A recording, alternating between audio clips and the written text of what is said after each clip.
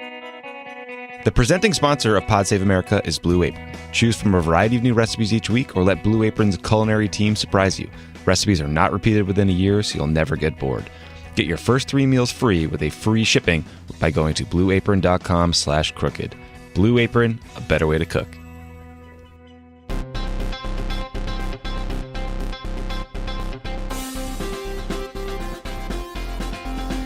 Welcome to Pod Save America. I'm John Lovett. I'm Tommy Vitor. Today we have a special guest, West Virginia Senator Joe Manchin. We're going to talk to him about the Senate bill. His colleague, Senator Capito, who has not announced whether or not she is voting for this bill. But we're going to get to healthcare in a minute. Let's start with some housekeeping. So there's a new Pod Save the People tomorrow. And also there was a special episode of Anna Marie Cox's show with Friends Like These, where she went to a Trump rally and talked to them. Yeah, I highly recommend you listen to it. I listened over the weekend, and she did a great job of just going and listening to people and trying to have a fact-based conversation. And I think it was you'll pull your hair out when you hear this, but it was useful exercise to see where people are coming from. It was also really instructive to see how much Fox News has just been internalized and regurgitated by so many people. So many of the things that you'll only see on Tucker Carlson's show are spouted back in these interviews. So it's worth listening. Check it out. Very cool. Very cool. So very cool news channel. Cool. So before we get to healthcare, some breaking news this morning. The Supreme Court has agreed to hear the Trump Muslim ban case, and the Supreme Court stayed the lower court injunctions against the ban in a kind of convoluted way, basically saying that the ban can stand for now with the exception of people who have, and this is the term they used, a bona fide relationship with people in the United States. You might be asking yourself, what does that mean? That's exactly what everybody else is asking. So there seems to be a lot of stuff going on here that people are just sort of parsing through. This is partially about the effect of having Neil Gorsuch on the Supreme Court, which is an unfairness we can barely stomach, but also their desire to send a message to lower courts about injunctions, and also a statement from the conservatives of the court, including Gorsuch, Alito, and Thomas, starting to speak to their belief that on the merits, Trump will prevail. I mean, let's just also remember that this thing was sold to us as necessary because of some sort of urgent threat from refugees coming from overseas or from individuals in these countries. It was sold as a 120-day ban. We're on day 155. So that threat, that urgency hasn't really panned out despite the Ninth Circuit's ruling and the other efforts to slow this thing down. So these guys are full of shit is what I'm trying to say. But the Supreme Court's going to hear them out.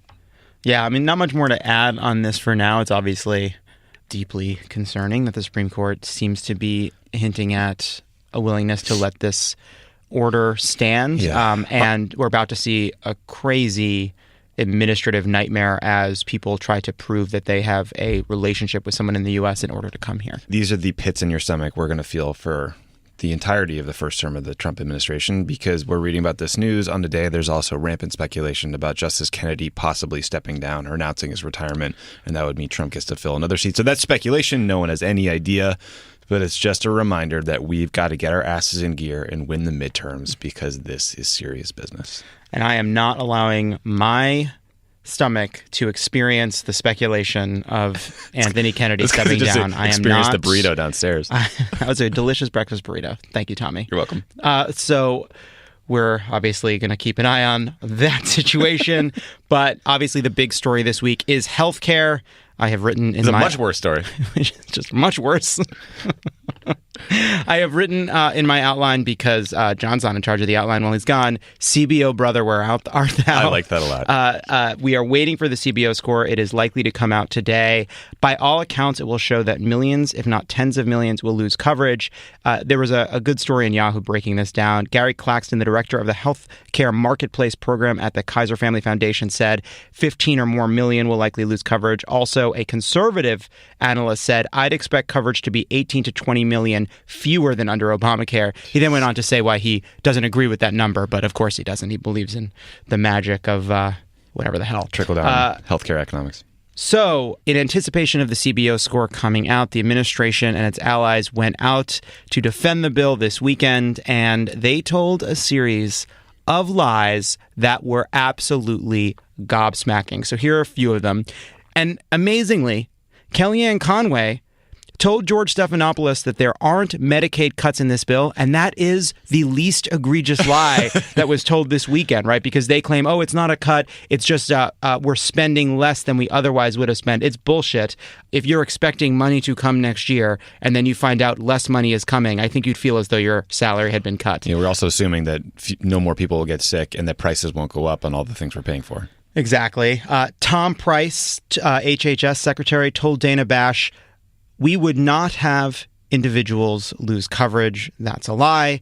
Pat Toomey told John Dickerson, the Senate bill will codify and make permit the Medicaid expansion, which is exactly the opposite of what it would do. It ends the Medicaid expansion. And he said, no one loses coverage. Again, a lie. Sean Spicer, in a briefing on Friday that was not on camera because they don't want to be on tape lying, and the White House Correspondents Association is unable to muster a response to what this administration is doing. But I digress. Spicer said Trump is, quote, committed to making sure that no one who currently is in the Medicaid program is affected in any way, which is reflected in the Senate bill, and he's pleased with that. So every part of that is a lie. So here's why they're lying. A poll by the Kaiser Family Foundation found that Medicaid not only has an 84% approval rating among Democrats, it has a 76% approval rating among independents and a 61% approval rating among Republicans. And in the exact same poll, we discover that only 38% of people are aware that the GOP healthcare plans cut Medicaid because A, they've been lying about it, B, places like Fox News aren't telling the truth or simply not covering the facts, and C, Mitch McConnell's plan to keep the bill under wraps has been pretty effective. Yeah. So, Tommy, we're waiting for this CBO score today. We're going to keep an eye on it if it happens during the show.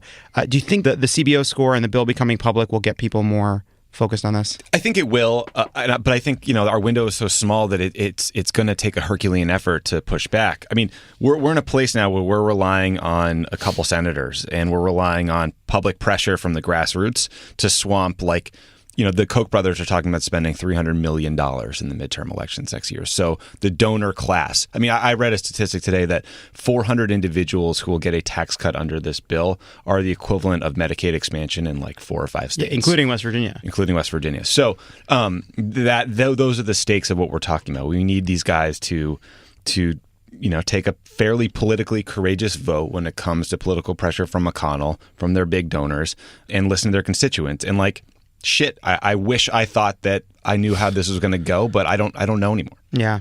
I mean, so John Cornyn today said that they are closing the door on a delay in the vote. Now, that is worrying because it's worrying because there's a chance it means they think they have the votes. It also may just mean they understand that if a bunch of their members, a bunch of these senators go home for the July 4th recess, they don't come back more excited to vote for this bill, in part because of what everybody's been doing to put the pressure on these people.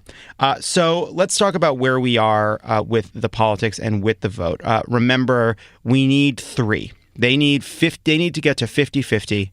In the Senate so that Mike Pence could break the tie. So we need to pry off 3 Republicans because we've had unanimity among the Democrats.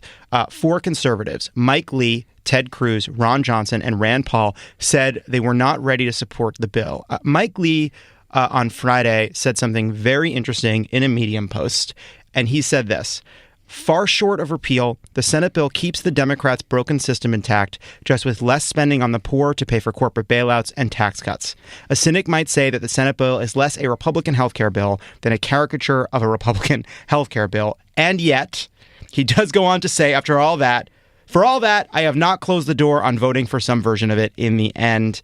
Jonathan Swan in Axios, who has really been sort of running this story to ground, reported yesterday that a widely held view in McConnell world is that he doesn't start with 52 Republicans. He starts with 51. Many view Rand Paul as a lost cause and someone who is never gettable. Now, that could be posturing. That could be sending a signal. That could be trying to kind of make the bill seem more endangered than it is. But regardless, Tommy, how quickly do you think these right-wingers are going to fold? I mean, these stories are scary because I worry they will lull people into complacency. Because there's a lot of, John Oliver did a good piece on this last night, like all the reporting. It's like, the bill is on life support. It's like, well, actually, they introduced something that they know can get changed slightly and allow these guys to take a win. And so they're already talking about carving out a special deal for Alaska that would change the way certain pricing occurred as a giveaway to those senators and get their votes. This happened under Obamacare. Ben Nelson cut a deal that was called the Cornhusker kickback. Ultimately, it took weeks and months of political pressure to turn that from an asset to a liability for him. But that time just doesn't exist here. And that is what scares me and should scare everyone out there. That we have basically 4 days. 4 days. To revamp 1/6 of the economy. And the point that I think a lot of, look, there's a dynamic here, and this is going to happen on any big piece of legislation. But look, we're trying to paint a picture here of just how damaging this bill would be, and we are backed by the facts, we are backed by the evidence, we're going to be backed by a CBO score. But another important thing to remember is this is a really complicated issue, and it's a really complicated bill, and it was written in secret, and it has just now hit the light of day. The reason we have a big process, the reason we have politics is it actually does matter that everybody gets a look at this, because they might not have thought of everything. They don't know the unintended consequences. Some of the huge mistakes. Drafting errors for Obamacare wound up in the Supreme Court.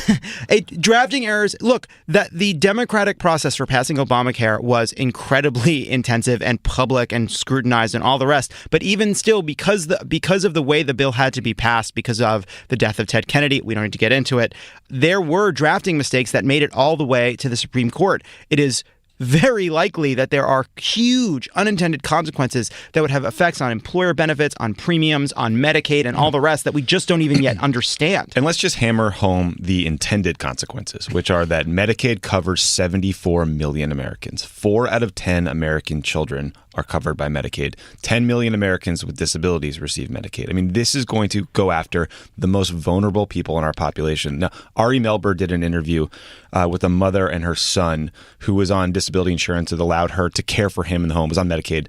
Everyone should watch it. People have been. Andy Slavitt, who used to run important healthcare programs for the Obama administration, tweeted this out. I mean, there are real human stories here that need to be highlighted and lifted up as we talk about this, because this is going to be devastating for people that have no voice. They have no lobbyists. They have no money. They have nothing but debt from healthcare problems. And a point that Rand Paul made, which is that he can't support this because it's too much like Obamacare light. It leaves so many of the regulations, and it's not what he came to the Senate to do. In fairness to Rand Paul, there is some truth to that in that this bill does two things far more than it reforms the healthcare system and far more than it reforms Obamacare. It is a tax cut bill and it is a Medicaid cut bill. The exchanges and all the rest, they fuck with them. They make them worse. They're going to make seniors pay a ton more money. They're giving insurance companies the ability to put back in caps and all the rest. But ultimately, the biggest part of this bill is the cut to Medicaid and the tax cuts. So that's what we're fighting. But one other point on that is just as much as has been made of the Medicaid cuts, one thing, I mean, everyone listening, if you're young and you're not sick now, you will be someday. That's what happens in life. So you should try to have empathy for the individuals who are currently sick and worried about this. But this is going to harm coverage from employers. There's something called association health plans, which mean, those plans don't comply with any rules, and you often don't know what you have in your plan because states can waive protections or certain guidelines of what has to be in a healthcare plan. So basically, if you have cancer, you can say your health insurance company can offer you a policy, but it doesn't have to offer chemo or radiation. So what we could see is these slow whittling down of insurance to something that's not at all useful to people. Yeah, I mean, something Chris Hayes has talked about a lot is that a lot of what this bill seems to want to do is create a subprime insurance market. All these conservatives talking about how, these regulations that require certain benefits, they're what are raising premiums. And there is some truth to that, because a lot of people had really low premiums and healthcare that didn't cover anything. It had a yearly cap. It had a lifetime cap. I mean, do we really want to go back to a situation where a child is born and goes into neonatal care and hits their lifetime limit on their health insurance before they left the hospital for the very first time? I mean, that is what we're talking about. So let's talk about the senators that we do believe are reachable. Dean Heller of Nevada has already come out against the bill, and he did so pretty strongly. He stood next to Governor Brian Sandoval, a Republican, and said, "This bill would mean a loss of coverage for millions of Americans and many Nevadans. I'm telling you right now, I cannot support a piece of legislation that takes insurance away from tens of millions of Americans and hundreds of thousands of Nevadans." It is pretty impressive that he went out there and said that. It seems like a guy that's trying to lash himself to the mast so he doesn't have the ability to change his mind. Susan Collins of Maine said she is waiting for the CBO score. Lisa Murkowski of Alaska said she's going to crunch the numbers. Okay, you do that. You do that, Senator Get your calculator out. Let's do this. Both Collins and Murkowski have talked about their commitment to Planned Parenthood. Collins more strongly on that than Murkowski. We're going to ask Senator Manchin about Senator Capito, given how hard this bill hits West Virginia. Tommy, this is something you were ranting about this morning, which is Hugh Hewitt has an op-ed that basically says Republicans have to be for something, that they need to be for basically any compromise, and they must vote for some kind of repeal, no matter what it is. Yeah, I mean, it's a sickness, I think, in the Trump-era Republican Party, which is he calls it political insanity and beyond irresponsible to vote against a bill that we don't even know what the CBO score would be. We don't even know the impact of it. And again, I mean, there was an NBC poll out this morning that said by a 3-to-1 margin, the American public holds a negative view of the AHCA, the House bill. 16% of adults believe that it's a good idea. 48% said it's bad. Even Republican respondents are lukewarm about it. 34% view it positively. 17% view it negatively. So, first of all, I think he's wrong, period, on the politics. But the idea that Hugh Hewitt and these sort of establishment Trumpians want to push the party off a cliff to vote for something before they even know what it is absurd to me. And meanwhile, Dean Heller has $1 million being spent against him on TV ads by a Trump super PAC. Where the hell is our super PAC? What the fuck are we doing here? Where is priorities? We spent $15 million some odd dollars on John Ossoff's race. I'd love to see $2 or $3 million getting pumped into Nevada bees. That should scare him and move voters. Yeah. I mean, the money that these people are putting behind repeal is pretty incredible. I mean, actually, right, the Koch brothers are putting money behind, and they've said this bill doesn't go far enough. Yeah, that's the amazing thing. Those pricks, those guys are disappointed because it doesn't do enough to dismantle Obamacare.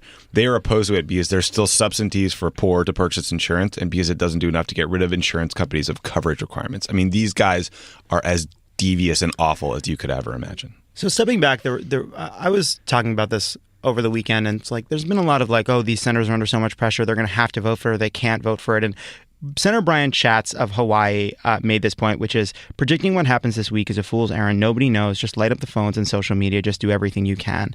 I think that's really important. I think something to remember, too, is that for a lot of these senators, they're human beings, and this is the biggest decision they'll have made in a long time. For someone like Capito in West Virginia, who's just gotten to the Senate, this is maybe the biggest decision she's ever made in her life. Yeah. And to say that you know what this person is going to do, I think is a failure to understand how people work. So I think the pressure really works. I think the pressure is really effective. It already got us Dean Heller more strongly than anybody thought.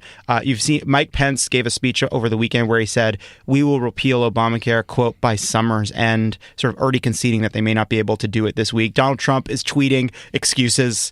So you know where his head's at. But by the way, how great was it that he called the House bill mean in closed doors? Paul Ryan went out and denied it and said he was misinterpreted. Then he was interviewed on Fox and Friends by one of the morons who might as well work for him. And he was like, yeah, I called him mean because it was, I don't think it's that good. He just confirmed it. He was just so excited. He's so proud of his ability to name something that he doesn't realize when he should deny it. He loves branding. So on Monday, Senate Democrats are going to have an all-night talkathon to protest the bill. On Tuesday, there's a rally at 2 p.m. at the Capitol that will kick off continuous protests. Move On is calling it the People's Filibuster. If you're in D.C., you should go check it out. There's also local protests, and that's especially important if you live in a state like Nevada, Alaska, Ohio, West Virginia, where there may be a deciding vote. And if you want to make calls from home and get involved, as always, we remind you that we're working with Indivisible. Go to trumpcare10.org/crooked, and you can call your senator. You can email their legislative assistants and staffers that work on this issue. We got to keep it up. Yeah, 4 years is a long time. It feels longer every day. But I sincerely believe that this will be the single most important vote and thing that we fight for during the Trump administration. And all of us should be calling our senators and members of Congress and everybody else we can put pressure on, but also call your friends who live in these states and ask them, because all they can do, the worst thing that can happen is they say no. But if we don't try, if we don't fight on this, we will never win on anything else. And the fact that they've taken off the table the idea that this may extend to the recess, it may be posturing, but it may be that they know that either they're going to pass it this week or they won't pass it at all. Yeah. So on that light note. You know what, Tommy? Let's just take a break. Just call it. When we're back, we're going to talk about some other stuff. Hey, don't go anywhere. This is Pod Save America, and there's more on the way. Pod Save America is brought to you by Harry's Razors. We love using Harry's Razors here at Pod Save America because even though I probably shave less frequently than most people, I get a close shave every time. And the blades come in my mailbox delivered every week, so I don't have to go to CVS and spend ungodly amounts of money. Wasps shave monthly. Yes, that's right. And that is why They go to high tea, and then they go home, and they shave. That's why Harry's is so confident that you're going to love their blades. They'll give you their free trial shave set for free when you sign up at harrys.com/crooked. Just pay $3 for shipping. Why Harry's? Harry's is all about a great shave at a fair price, which is why over 3 million guys have switched to Harry's. Jeff and Andy, two regular bros who are fed up with buying overpriced razors, started Harry's to fix shaving. Harry's offers their blades at half the price of the leading 5-blade razor, selling directly to you over the internet. Claim your free trial offer from Harry's today. A $13 value for free when you sign up. Just cover the $3 of shipping. Your free trial set includes a weighted ergonomic razor handle, 5 precision-engineered blades with lubricating strip and trimmer blade, a rich lathering shave gel, a travel blade cover. Go to harrys.com/crooked for your free trial right now. That's harrys.com/crooked. Pod Save America is also brought to you by Sonos. We love Sonos. We love Sonos. They ask you to do your own thing. Here are some notes. I don't know. I have Sonos everywhere in my house. I love it. You guys have heard me say this a billion times. One of the weird... Have you done the thing where Sonos has you tune your speakers? I haven't done that yet. I don't know what that is. It's a new software update. It's like... It sounds even better. So I have my Sonos Playbase where I watch my TV. I have one in the dining room. I have one in my bathroom. So when I'm watching a show, I can hear it all throughout my house. And now we have Sonos in the office, Yeah, which is like some office Sonos. So we have no furniture or podcast studio, but we have speakers. So Furniture, man. Once we're able to record podcasts in our office, we'll have Sonos to play them, which is going to be awesome because Sonos makes us sound great. I like our Sonos speakers. I love Sonos. Go to Sonos. If you're going to buy a speaker, you're crazy if you buy anything else. They're worth every penny, and they're cheap, and they're great. Do it. Tommy Vitor. They're worth every penny, and they're cheap, and they're great. Okay, I don't know if that's the message. They're great speakers. Buy Sonos. Go to Sonos.com, blah, blah, blah. All right.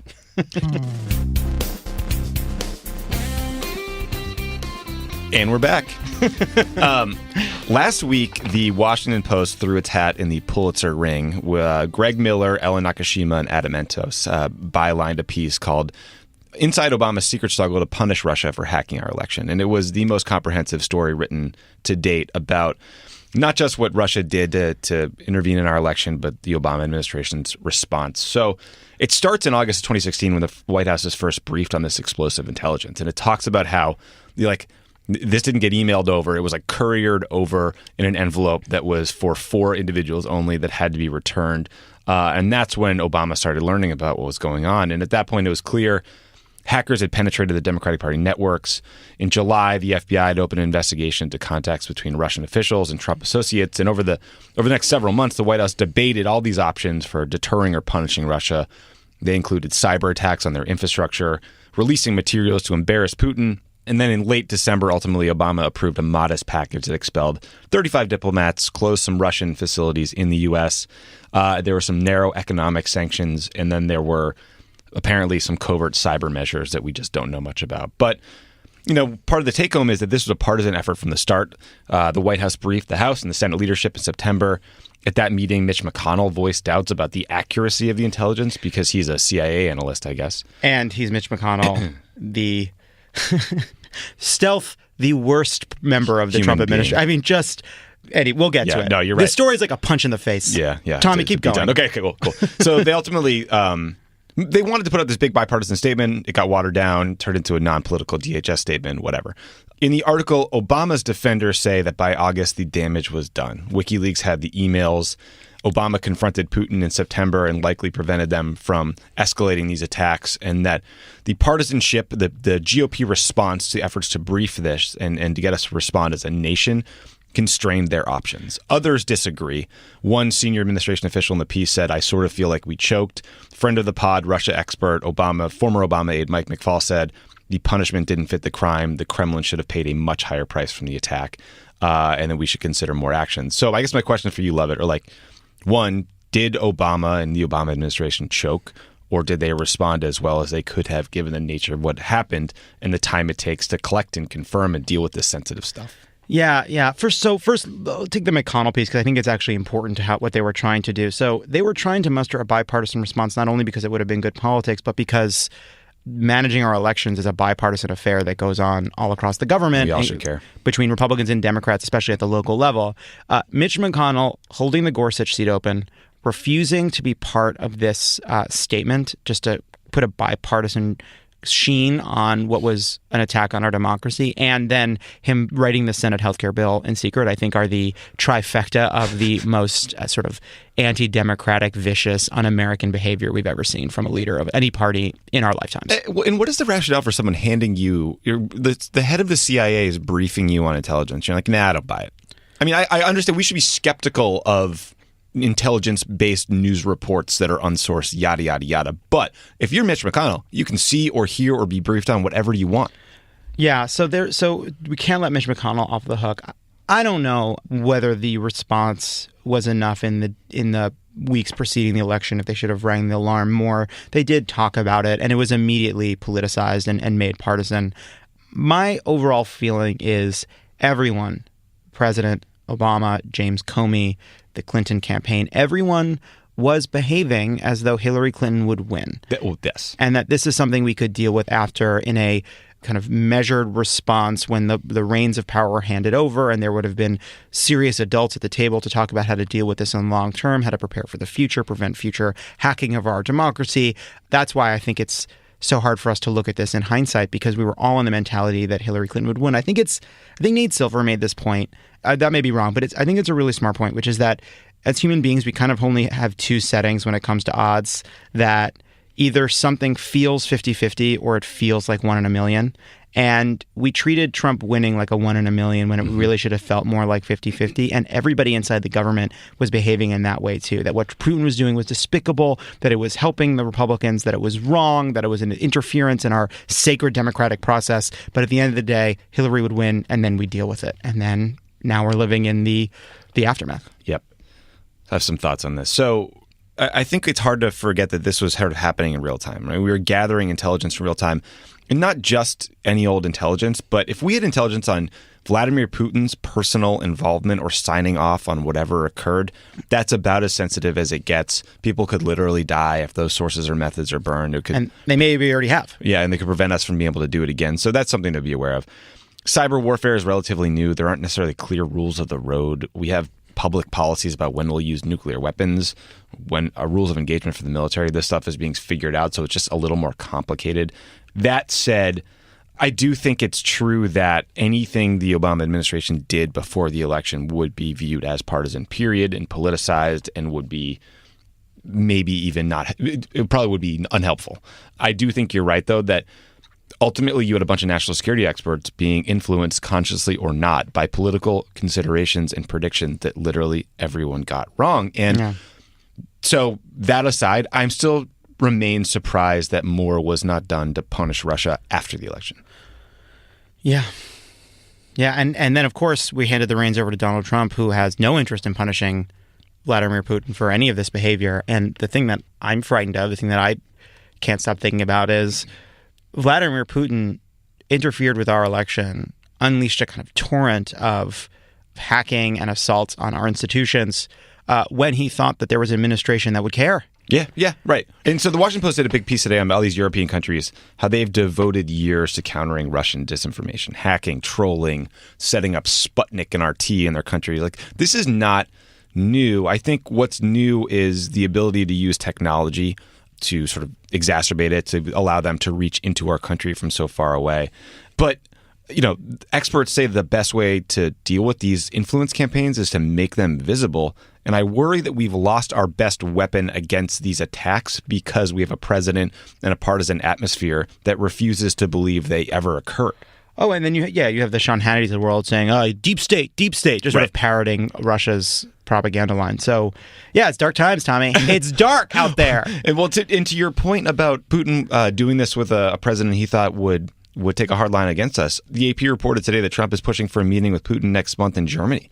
And not just like a pull aside at a conference, but like all the trappings, the bells and whistles of a full diplomatic meeting. And I don't understand how anyone could think that that's good politics, let alone good policy. There is no explanation for Donald Trump's behavior toward Russia that is not nefarious in some way. There is no way to explain a man who has no principle whatsoever, no consistent policy view on anything, how he remains so steadfast in his view that he should never criticize Russia, that they should possibly be holding up a sanctions bill, even though the sanctions bill that they're holding up is mostly for show anyway, that he wants to meet with Vladimir Putin, that he won't seem to ask a single question to any of the national security officials that come to him about what we're doing to prevent a future attack. I mean, it is mind-boggling. And his story's all over the place, right? For a while, he denied it was a case. He said it could have been a fat guy in Jersey, a fat guy in a basement, fat people anywhere. It could have been China hacking the election. The basement,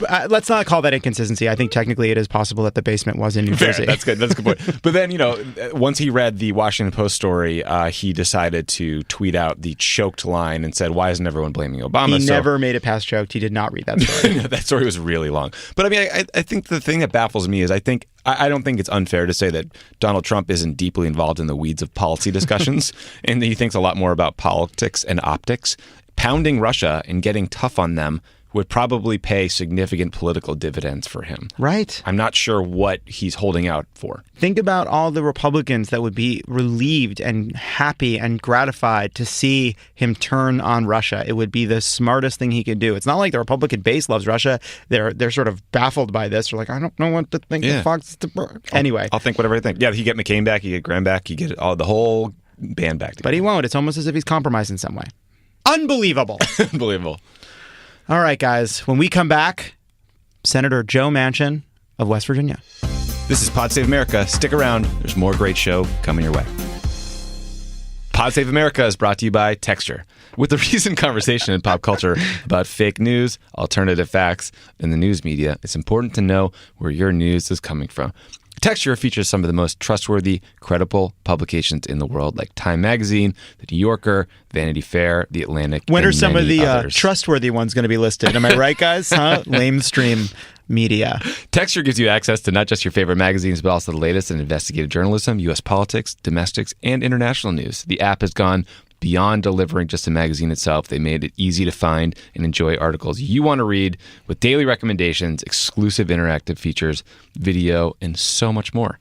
Texture is normally $9.99 a month, and you get over 200 magazines. But if you sign up right now at texture.com/crooked, you get a 14-day free trial. Why subscribe to a couple magazines when you can have all of your favorites on your smartphone or your tablet all the time for way less? Plus, Texture was selected as one of Apple's top 2016 iPad apps, so that's pretty cool too.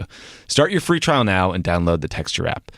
Go to texture.com/crooked for a 14-day trial for free. Texture.com/crooked. As always, Pod Save America is brought to you by our friends at the Cash App. We love the Cash App.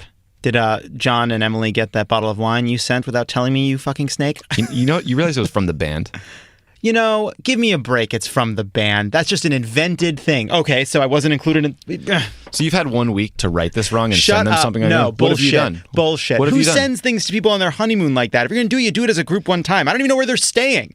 I don't keep up with that kind of thing. So did you want to send them something or did you want to complain about it? I wanted to be added to the thing that was already sent with the Cash App. I could have sent you some cash via the Cash App. Hey, now I won't. John, Emily, this was Lovett's heartfelt hello to you on your honeymoon. First, by the time they hear this, they'll already be back. I'm sick of this. But this thing's going to come out tomorrow? Honestly, are they even on a honeymoon? John is tweeting about politics a lot, so I feel like he's basically here. Cash App, download it. If you're a friend of the pod, check it out. We're done with the other ones. The best. We're done with the other ones. Joining us on the pod today, we have West Virginia Senator Joe Manchin. Senator Manchin, thank you for coming on Pod Save America. Well, thank you all for having me, both of you. I appreciate it.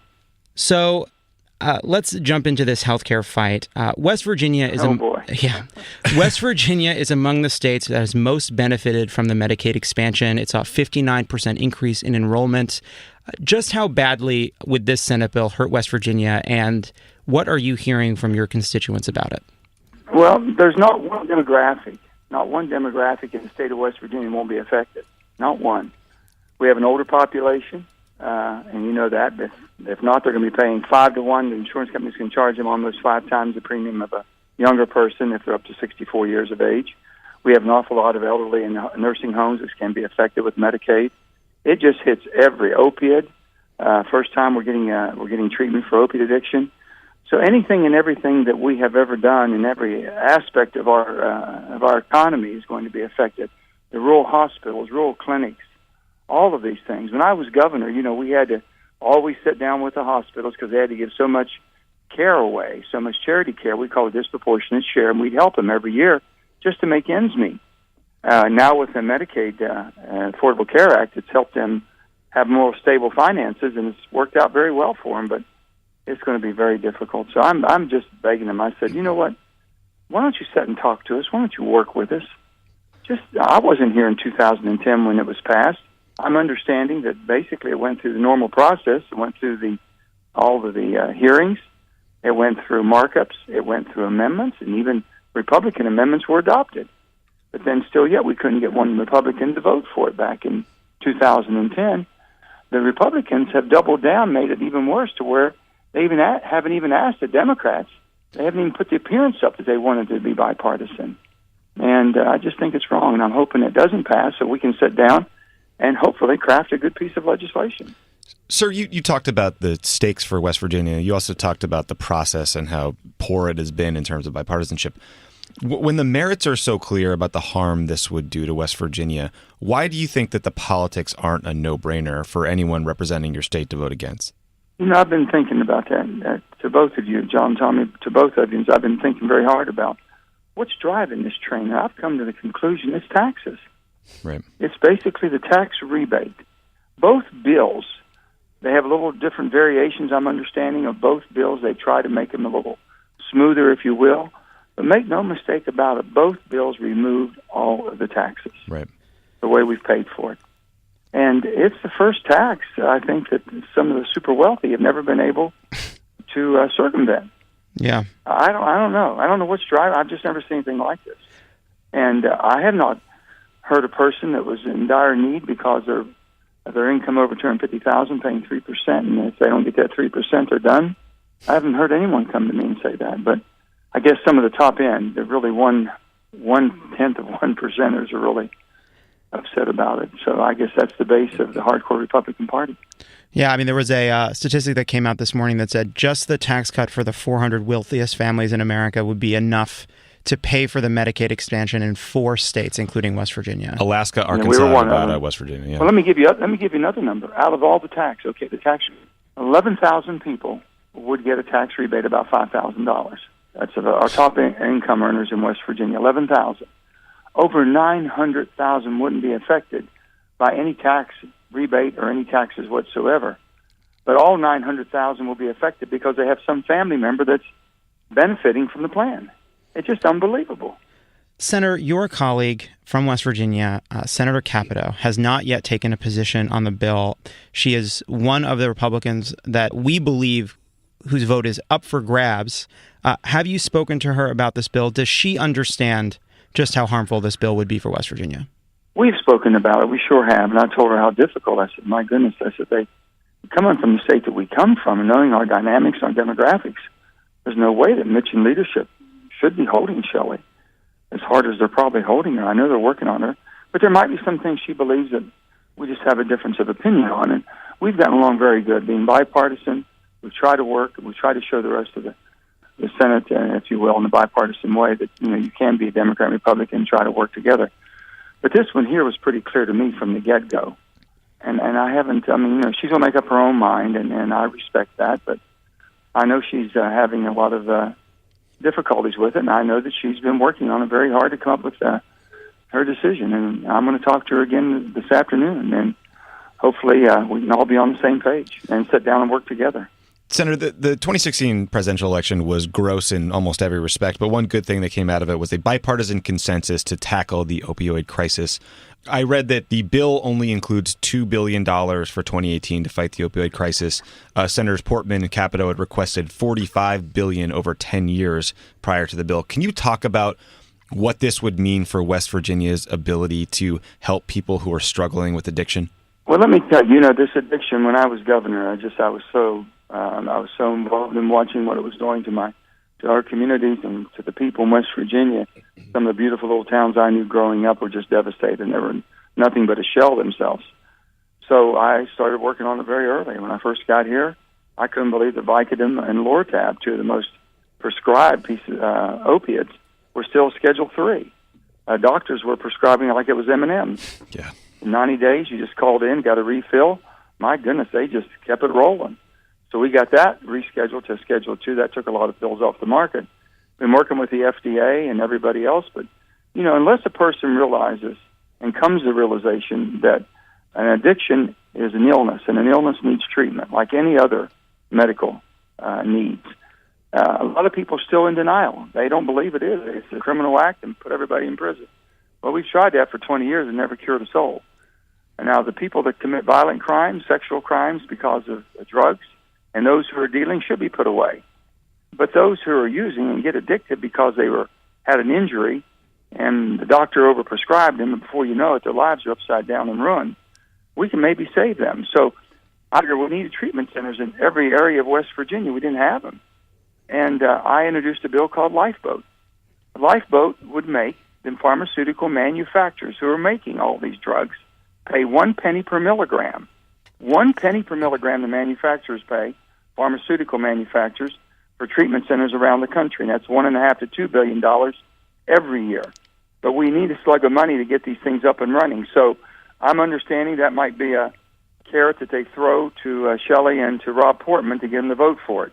And they can go home and say, we got this much. But it's too devastating. I mean, I'm going to fight and continue to fight for the opiate funding that we need, and it has to be done. They can't just talk about it. And they all say, we're going to fight this fight, and they won't put any money towards it. And so when they kept saying, with the budget so tight, I said, well, here's a way to do it. Just sign up. Nobody had a problem signing up for alcohol tax and for tobacco tax, but they won't sign up for opiate tax and make the manufacturers pay. So do you believe that that is a kind of fig leaf onto this bill that might be able to get the votes of people like Senator Capito? Because ultimately, even if there's an increase in a fund for opioid treatment, you're still talking about a bill that's a massive cut to benefits and an $800 billion tax cut for the wealthy. Well, I'm understanding that I've heard that rumor that might be the bone they throw in order to get some votes, whether it be Shelley's or whether it be Rob's or whoever's. But that doesn't do anything for the elderly. It doesn't do anything for nursing home. Doesn't do anything for those working poor, Medicaid, and all the different things that we've done to bring people into the fold. Here's the one thing that I've said. I'm willing to sit down. I know the private market's messed up. You can't, you got to have more products, and the product in the market's got to match up to where the consumer will be able to have a little bit of choice. That's not working. I haven't found a 26-year-old yet that's bought the product. So we've got to change that. The private sector. We've got to take care of people with pre-existing condition and the serious illnesses, which is using quite a lot of the medical dollars that we have. And we think there's a pathway forward for that. Also, with the expansion that we did in Medicaid, we never gave one word of instructions to how to use it. I can tell you the people in West Virginia that never had health care before and were not on Medicaid, their only form of delivery for health care was go to the emergency room. That's all they had, the emergency room. Those who were still working but didn't have insurance at their workplace had to file a workers' comp claim in order to get any type of coverage. And that's the most expensive form of delivery of health care. So I've said, can't we just instruct and educate people how they can use their health care, their newfound health care, much more efficiently and effectively for them and for us? Wouldn't that be a little bit more humane than just saying, I'm sorry, 2 or 3 years, you're off, or if you want it, you got to pay this? Well, if they could do that, they'd have been paying for it. Senator, I want to come back to this opioid issue because you've talked a lot about treatment, and I think you've been forward-leaning on this given how much West Virginia has been affected. But you are also the only Democrat to vote for Jeff Sessions when he was nominated to be Attorney General. And Right. Jeff Sessions is the most radical anti-treatment, anti-reform person on the drug issue that we had in the Senate. He is now outside of the mainstream on this issue at the Justice Department. Don't you believe that vote has empowered somebody who is actively going to hurt your state? Well, first of all, it only took 51 votes to get Jeff confirmed because of the nuclear option, which Harry pulled against my desire and wishes, but he did it anyway. So that wasn't the case. The thing that I've always said, I've been an executive myself. There's a lot of people that I brought into my administration. I'm sure that people didn't know him or didn't like him. I said, if they meet all the criteria, they go through the background check, and they go through a ethics probe, and we do a financial disclosure on them. If the person passes that, if I fail, they fail with me. So I was pretty indifferent to President Trump putting his team together, unless the person just wasn't qualified in that profession. And I didn't think Betsy DeVos was. I thought Tom Price had breached some things I thought were unethical, and I thought Mick Mulvaney would destroy the budget, which, but on Jeff, he had the credentials, and I thought, well, that's their guy. With that, let me tell you this, it's put me in a position that I can call Jeff. And I said, Jeff, listen, it's not political. I think what you're doing is wrong. And I've done that on the Flynn investigation. There's no way he should have been even contemplating staying on the Flynn investigation, and he got off. And I'm the only Democrat that can make a phone call now, and they can't say it's just political. Senator, speaking of building your team, Sean Spicer said that there's a potential for getting your vote. So I guess my question is, when did you hire Sean? Were you worried about his lack of credibility after lying for all these months, or was that, could you look past that for his experience? Well, maybe, I got excited when I heard that because my condition for voting was repairing the bill we have.